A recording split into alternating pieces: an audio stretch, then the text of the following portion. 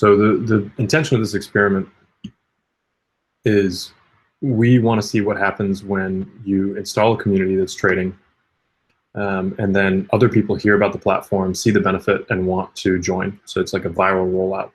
What happens when you have new devices that are just trading in the energy market with no intelligence? What happens when you add batteries or PVs as people grow, like see that they can earn money from it and grow the energy capacity of the community? And what happens when you add intelligence to strategies that were previously template strategies? So we have all of those different factors coming in, and that's why it should break. It should. But we'll see. Maybe I can add a little bit to this. So the way we envision kind of a rollout of such a market design is, and I mean, I think I said it before. We don't believe that something can really convert the market, any type of market, if it's not open source and kind of trustless, right? So the other thing to really convert a market, and I mean, there's a lot of kind of memes around this. You can only transform something if there is a new system that is simply so much better that it makes the other system obsolete. Now, and that's exactly the goal here, with such a layered energy market. It brings just so many more advantages to any participant, to DSO, TSO, any type of trader. So what we wanted to demonstrate in this kind of challenge is the way we envision kind of a rollout of such markets is you would start with small communities where, around the globe there is over 200 communities doing research. They have a lot of hardware there, and a lot of these communities are, interacting with us, doing simulations with D3A and so forth. And they're interested to implement the exchanges in their communities. But the most interesting thing they discover actually after they thinking that, well, it's good to have an internal exchange, and there is all those advantages which we have demonstrated in the last few sessions. The most interesting fact they discover actually that they can make more money, or even other participants in neighbor communities, which let's say are not smart communities, if they participate in this local markets, they have a bigger savings. So there is a much bigger gain if more parties join this. Now, the only way then to roll something, to roll, a market design, take this market design and roll it out, is we need to place the markets according to grid topography. And so the play that we're doing right now in the next hack is we basically enable, we will be adding assets during the running simulations, and you will be able to take control of them. And right, Colin, this is that they can apply and then take over the control of the asset. Yeah, their strategies aren't actually flexible though, as far as I know. So they won't be able to take on new assets this time, but they will be able to add some in their houses that they control and see what happens there. Okay. So yeah, the biggest step around this is like, imagine you have a running exchange, and somebody else wants to join, which is further away. We can spin up some markets and just place them according to the grid topography, and so this can slowly grow and start to interconnect with other markets. Yeah. So this is kind of the idea behind this. How would prices develop? How would the whole interaction develop if you would see how this network slowly starts to grow? Yeah.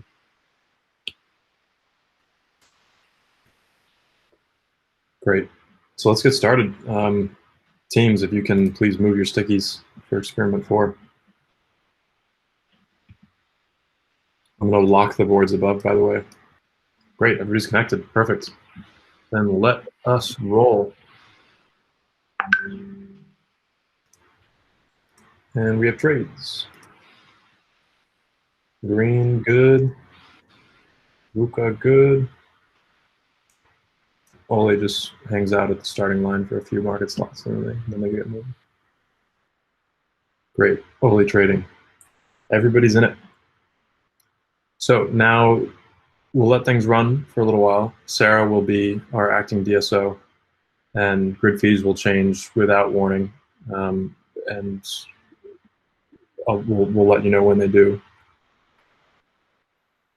I can describe a little bit what I'm doing. I'm just looking at the grid area overview, and I'm looking at the total energy trades in the grid. So not the zip code, but the grid level. And then I'm just looking to see, as I see the energy trades go up, then the grid fees will go higher. And as they go lower, then I'll lower the grid fees. So it won't be, Stedin suggested doing something like this every market slot, but it won't be that fast. It will probably be maybe 4 or 6 times the grid fees will change per day. In the meantime, I'm looking at the Greenlytics strategy, and it just seems pretty attractive to sign up if I'm a house that's using a template strategy, seeing that they're getting some pretty good rates on it. So I'm actually going to activate an agent that will be taking over for house 7, 10, 13, and 14, using the same strategy that Greenlytics was using. So this is kind of our first test to see if we can have more agents coming into the market once they're convinced that they can earn more money that way. So I'll hit run now. Let's see what happens. Those are in Community A, right? And these are in Community A, yes. Okay, cool.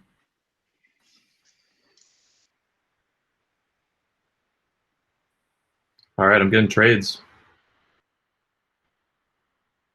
So now we've overridden the template strategy with an agent strategy. So we're able to convince people to come on board once they've seen the benefit of having an intelligent agent trading for them.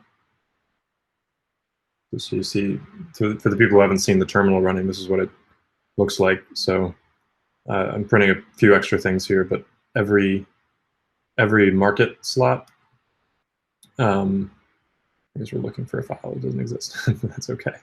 Every market slot, we get a notification of the market slot, and then we see what the storage will bid and offer, and the load bids and offers. And every tick, which we have 10 times per market slot, you're able to update your bid. So you see that load 7, for example, bid at 22 cents per kilowatt hour, and then I guess it stays at 22.95, and it slowly goes up here based on the Greenlytics strategy, which I'm not an expert in. It goes up to 23.01, and we should see a lot more going on when the PVs are active as well. So you can immediately see that this battery strategy that was storage 10 had the template strategy was just slowly increasing, and then we activated it right around here, I think. Activated the new strategy, and that's now you already see some variation where it's trying to buy and sell just in different ways. So now we will begin the rollout, and so we will ask each of the team, including Colin as well, now he's a team.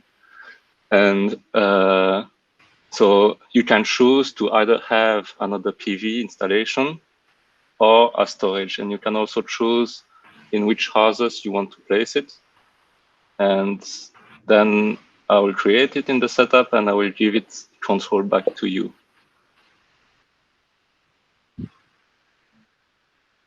Can you make an example with Colin, maybe? Yes, sure. Sure. So I'm going to, let's see. So I'm controlling house 7, which already has a storage. I also have, where's my house? I have a house that only has a load 13.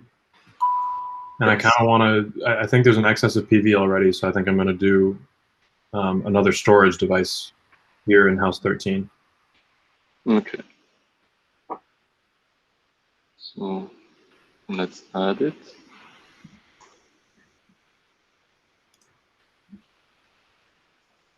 Can you see it? Yes. So let's start from the beginning.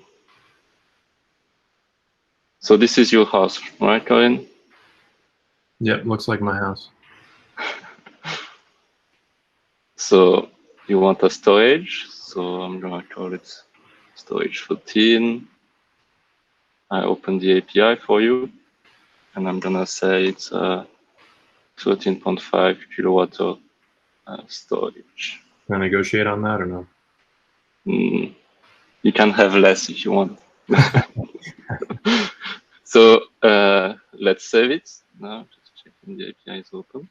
Yes. So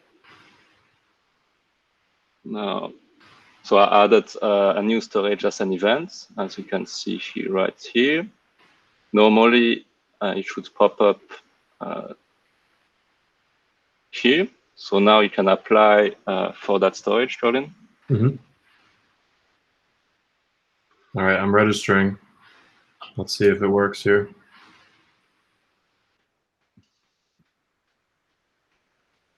Yeah, looks like it. Storage 13 sold. Nice.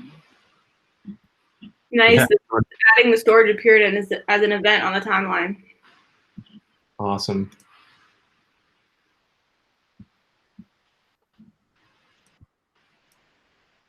And now you're going through it. Great, fantastic. All right, so next team who wants to add something. We can go. So I would like to add a PV to our house 21. 21. Green 21.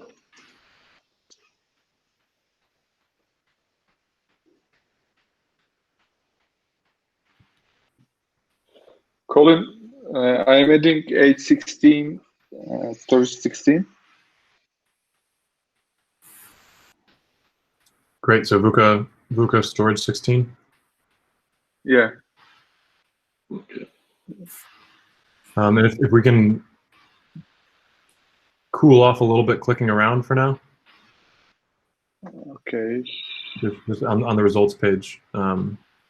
We'll just kind of, through this registration process, we're just seeing a spike in usage. I applied.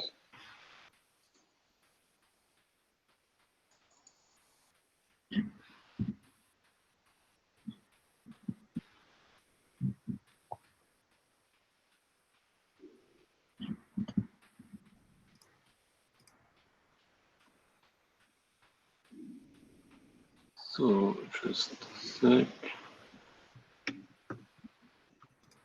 Can you share your screen again, Chris, please? Yes.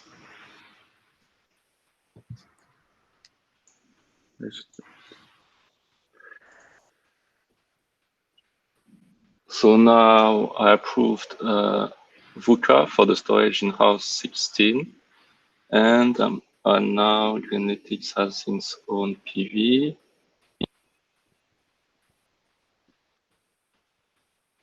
So now you should be able to restart the script with the added devices. Okay, I just started. And OLI? PV in house 15, please.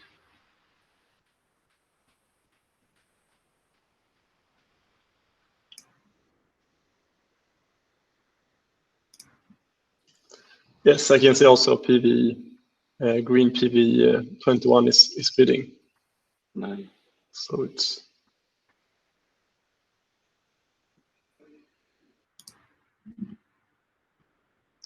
And don't forget that through all this madness, we also have the grid fees changing constantly on us. So I'm impressed that your scripts are still trading with grid fees changing all this way, new devices being added to them, and a couple other tricks we have up our sleeve coming soon.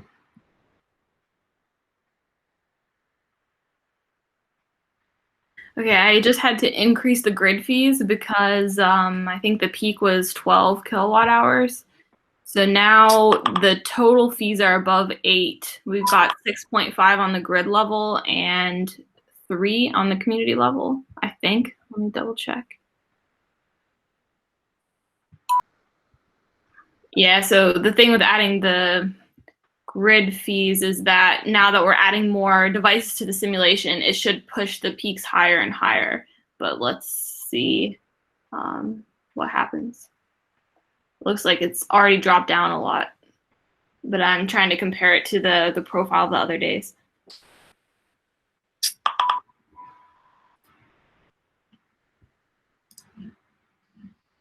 Yeah, I just moved them back down again. We're in the middle of the day, so it might be, I don't know what the next lines are going to be. They might have to go back up, but right now they're back to 1.5. All right. Oh, wow, cool. So I can see a whole gap where there wasn't any trading, and I think that's because of how high the grid fees were. So that was effective. When was that? Which time was that? I don't know. Yeah, let's see if there are any loads not met during that time.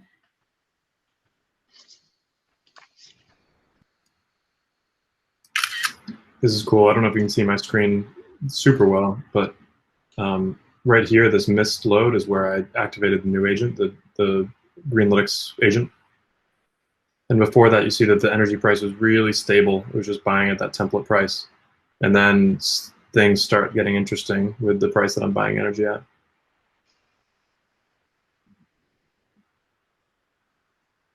Cool. So where did you start? March 9th? March 8th here. And so you see, before pointing physically at my screen, that doesn't work. Here, it's all one standard price where the template agents are matching. And then you start having this more chaotic. Cool. That's exciting.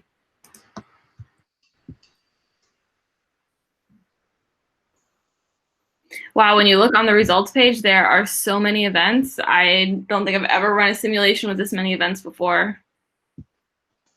It's pretty cool. Yeah, it's great. So it looks like we had another big event just happen in the background. Community C heard that we were trading energy and there was a lot of benefit. So they actually joined the D3A. So they've joined our local energy market. So now instead of having, go to the modeling page here, instead of having under the zip code just 2 communities, this other community was able to join during the simulation. So we have 7 different houses, all it looks like all with loads right now. So I think it's still a dumb community to start with, but maybe at some point they'll start having, oh, there's a PV. So this community is now interacting with all the other communities. So maybe community B's benefit will go down slightly, which could only incentivize community A to sell more to community B and install solar, for example.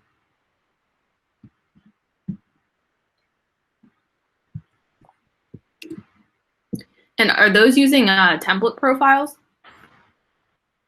in community state, or did we upload profiles? No, it's template profiles. Okay, interesting. And you created them with the API, Chris?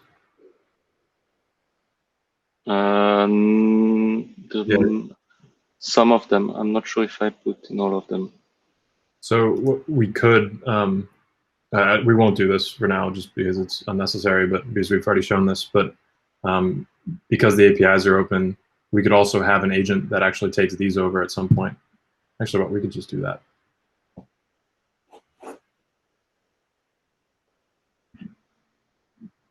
All right, everybody. So we're going to do one more round of teams adding an agent where they, or a device where they want to add one.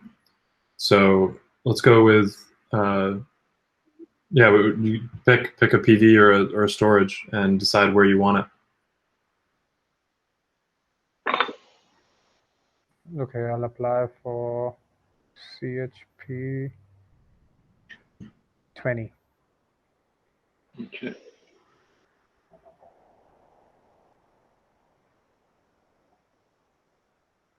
CHP 20. And actually, because you did CHP 20, House 20 wants you to have load 20 and PV 22. They trust you. So if you can apply for all 3 of those.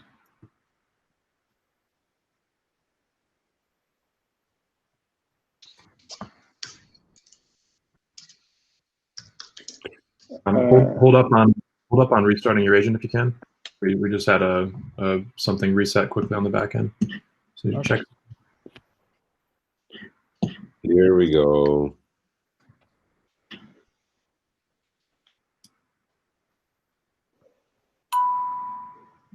I'm getting trades again.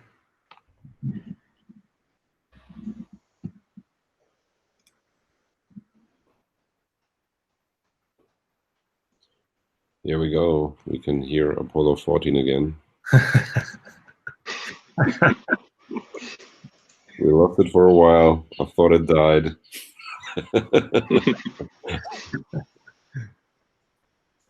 Back end, how are we looking? Seems good again. Yeah, better now. Stuff. Shall I restart my script? Let me check this results page 1 second, and then yes, okay, looks like we're good. So please do. Okay.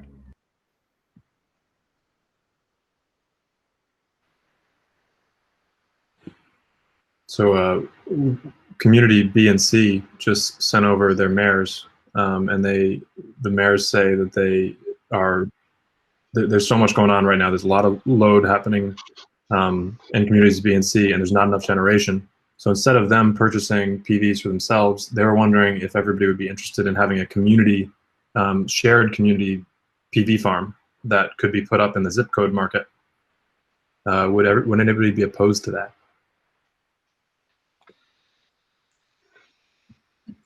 I'm for. All right. Love the role playing, by the way. We're in this deep. Don't worry. So Chris, can we please add a PV farm? Maybe you can pick the sizing. I'm going to go look at it. Look at this. So we have a PV farm. We have all these other communities.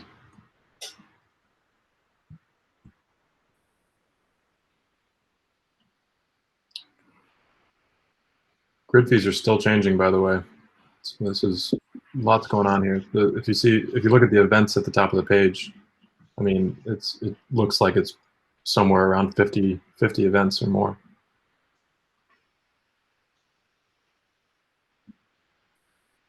And then I still get a device, right? Right. Thanks, Chris. So I think Community B has really been with us along the whole way here, and I think I'm going to give them a community storage, but I want to control it with my algorithm. Do you have a specific name? It's Community B, so BFFs. Chris can start charging for the naming privileges.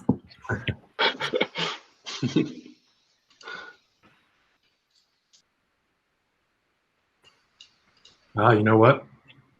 So there is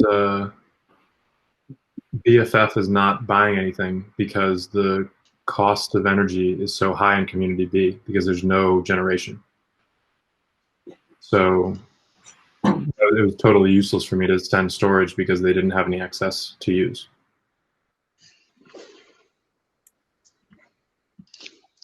I was actually thinking I would like to take the loads of the community C house 7 because now our algorithm is looking like it's working pretty well for the PV, so I want to test it for the EV7, for example. Yeah, I will mention to Arif Emre to get ready. Wait.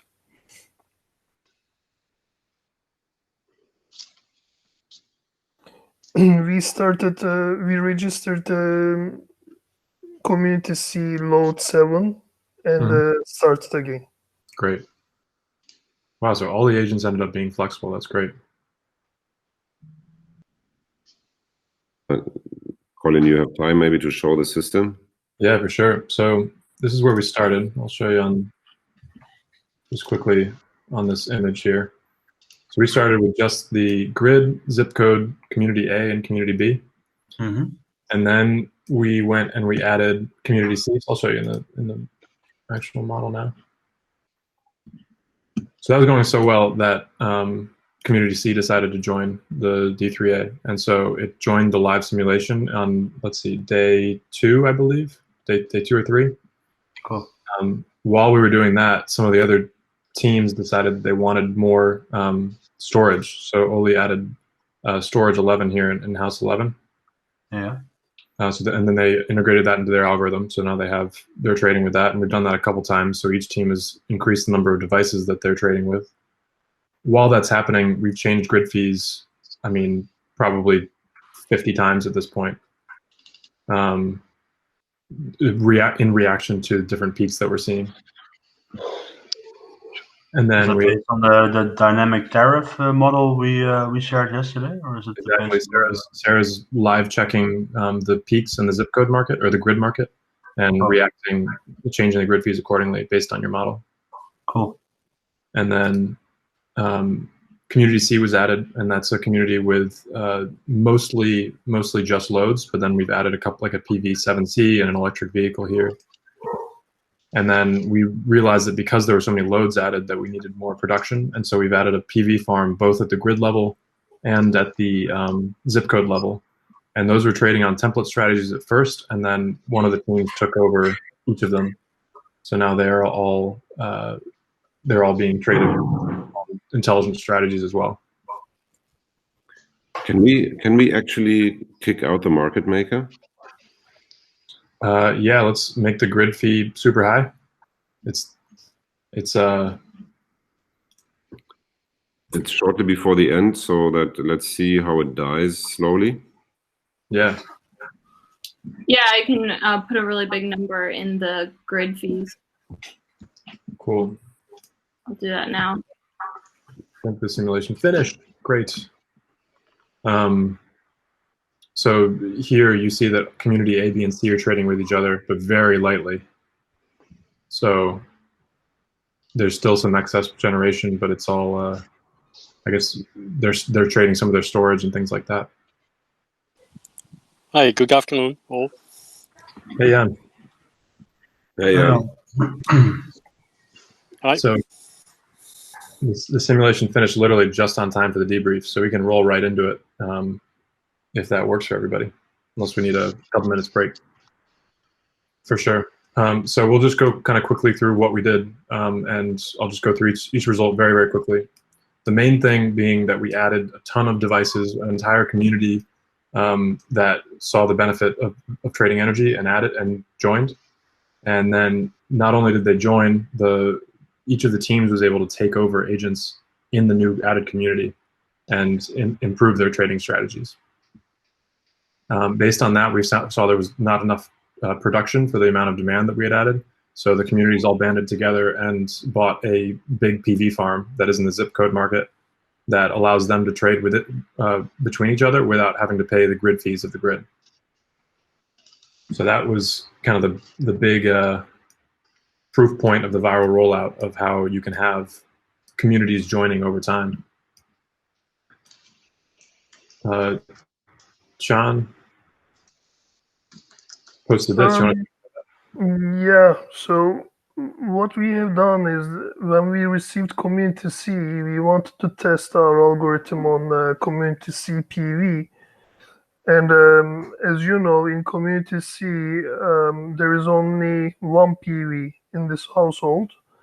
So we have seen that this PV was working, but later we have also added a load of the same house, and then we noticed that our algorithm start to switch and started not working again.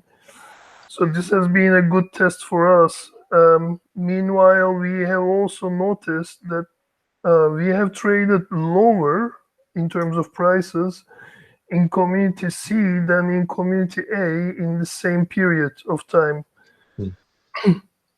Interesting to check it when we receive all the results and see how the communities are traded between each other and compared with the grid fees. Great. Yeah, we'll definitely send the results out, like the files too, so that you can play around with it if you'd like. This is our timeline, which is insane. It's we'll have to go back and count how many events exactly, but a ton of events all happening, changes in grid fees, reactive based on the DSO strategy that they came up with Sarah as acting DSO. Sarah, any quick outcomes about how that worked? Not so much. I think I basically followed the script and just monitored the peaks. And when I saw it going up or going down based on the measured energy, I just changed the fee. And, you know, as the day went on, more and more devices got added. So it's a little bit hard to see the impact for sure, but maybe we'll be able to see some more patterns as we go through the data, or it gives us kind of inspiration to continue testing this fee structure. Great. And what happened on Tuesday that you have so many there? Was it a very volatile energy day? Yeah, that's when all of the teams got to add devices. So they all got to choose if they wanted a storage or a PV and where they wanted to put it. And so we created those devices and they got access to it. And then also on Tuesday, we created an entire another community that all of their houses registered. So it was a community C with 7 houses and about 14 devices. And each of those registrations counts as an event. Okay. Basically, I just plotted the cost or profit series for our devices for the 3 experiments, experiment 2, 3, and the base. I'm not sure if they are directly comparable, but yeah, I try to show how this is changing. Basically, what we can see in this figure, especially for the PV, is that during experiment 3, it follows a more, let's say, a regular profile, the PV trading. Yeah, I will continue the analysis and to calculate the accumulated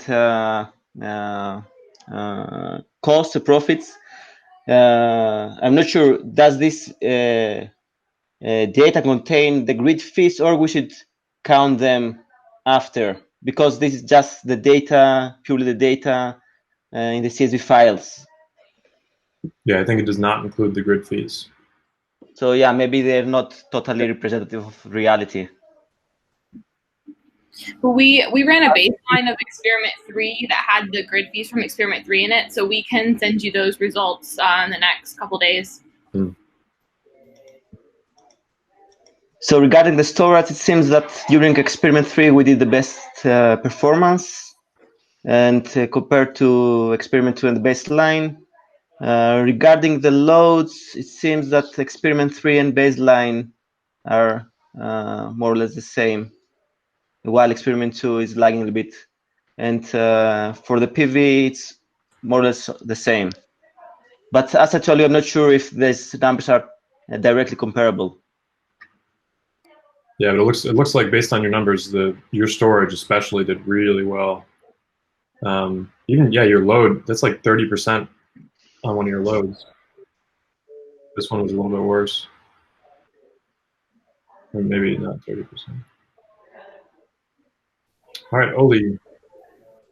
Okay, yeah, for our own, I try to a form of compute. What do I have to save when I'm using the local energy market compared to when I'm trading with the market maker? So for this, I have this equation which I call a sort of a percentage savings that kind of try to subtract what you're supposed to pay for the load if you're using the market maker, or the advantage that you take from the local energy market. And also for the PV, it does the same thing for each of the time slots. So yeah, I just run through the calculation.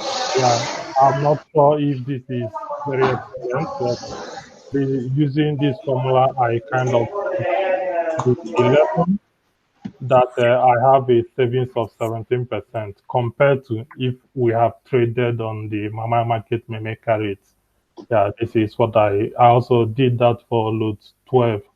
Yeah, for PV, I need to subtract the grid fees for each of the scenario, because I think what we have is the trade price, and using the trade price is the amount that is paid for the trade. So it can be reasonable to use it to calculate for the load, but for the PV, it's reasonable to subtract the grid fee before you can be able to know the percentage of savings. Yeah, I'm not sure if that's actually included or not. We can look into it though. Yeah. Okay. Yeah. But I think because when I check for the sum of the trade price is 28 cents here, which I think that is the market clearing price. From the explanation of the D3A documentation, I think they said that the trade price is the amount that the load we pay. Yeah, I think we have it for the documentation. Great, cool. 18% savings. That's wonderful. All right, Vuka. Yeah. So if you go to above one, what we answered on the third experiment question. So they're the green ones. So I really like Greenlytics approach to look at every device alone and see how they perform, and also OLI's approach to compare your results with the market maker rates. But what I would like to do for our analysis is to compare our results to the linear trading strategy, which has been given in the Oracle template, and thinking like everyone is doing that strategy and how my strategy behaved compared to that better. We haven't done that yet due to we have run two different algorithms for the two simulations, and actually our comparative algorithm didn't work out well, but we have learned a lot and we will have time to improve that in later stages. But on Monday we can discuss it in detail. Fantastic. Great. Well, thanks everybody for the contributions. I love how open everybody was with their starting with the strategies. I think that set the stage, and the conversations from there really blossomed. So good to see. I'd like to quickly ask the DSO team, and Jan and Arjun, what any reactions to what you saw yesterday and today, or Thursday and today, and kind of what you're looking forward to going forward.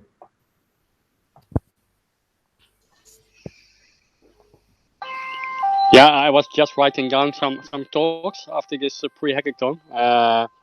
Maybe first of all to say that it's a nice and great experience just to do this. And my first remark, I think it was really good to do this now and not wait till November or a later moment, because I think it will really help to get better results in November, but already will give a boost to the development of D3A and the use of it. And it gave very interesting insights. I learned that we needed to do this to start understanding the D3A UI. So we've been looking at it, but now, well, I don't think I really fully understand and seen everything of it, but it just really helped. And in some way, it feels good that our grid tariffs, and with them, we found a way to interact with the market and saw that the grid fees can influence the trade volumes and the flows. And so there is a possibility to steer on the optimal use of the grid, but maybe there again for me, it also raises the question, to what extent we can steer the market, and you don't want to interfere too much. So I think that's really a question for me for the next phase. Of course, we are happy if we can get the flows in the right direction and not load the grid too much. But on the other hand, we are there as a DSO to enable the market. So maybe a bit broad question, but I think we'll take that to the next phase. Great. we got a ton of data, especially in experiment 3, comparing directly different days with different grid fees, or the same day with different grid fees. And I'm really excited to see what we can pull from that in terms of how grid fees can manipulate the market. Yeah, nice. Yeah, very nice. And but it says two things. So you can really change the way trades take place, but it also brings some responsibility to do it in a way that helps the market and makes really brings optimal use of the grid. Great. Thanks, Sean. Yeah, thank you. So thank you to everybody. This has been really wonderful couple days, and I think I'm most excited about everybody has mentioned how they want to continue collaborating, and I think especially if we keep up the interactions, not just between Grid Singularity and each individual team and DSOs, but also between the teams. I think that was where we had some of our most productive conversations. So I really appreciate that. So with that, I'll hand it over to Ed and give some closing thoughts. Yeah, also big thanks from my side. It was really, for me, something very special, and for the team. You know, the team, like all of you, you know, it really felt like in a SpaceX control room here. And at one point in time, we thought like, the system was breaking down, and then the backend revived it again, and yeah, that was amazing. So now we have proven, actually virtually at least, that it's possible to operate markets where the DSO has a role for its own services, to avoid or control, do congestion management, and we can enable algorithmic trading. I think there is still a couple of partners missing, which is final consumers, of course, and so forth. So for me, the biggest insight was we definitely shouldn't wait until November, because we work in 2-month cycles. We push new releases in 2-month cycles, and we learned so much from this. I think already with the next release, we can do. We can get new insights. I think we should do something like this on a frequent basis, maybe every 2 months or something like this.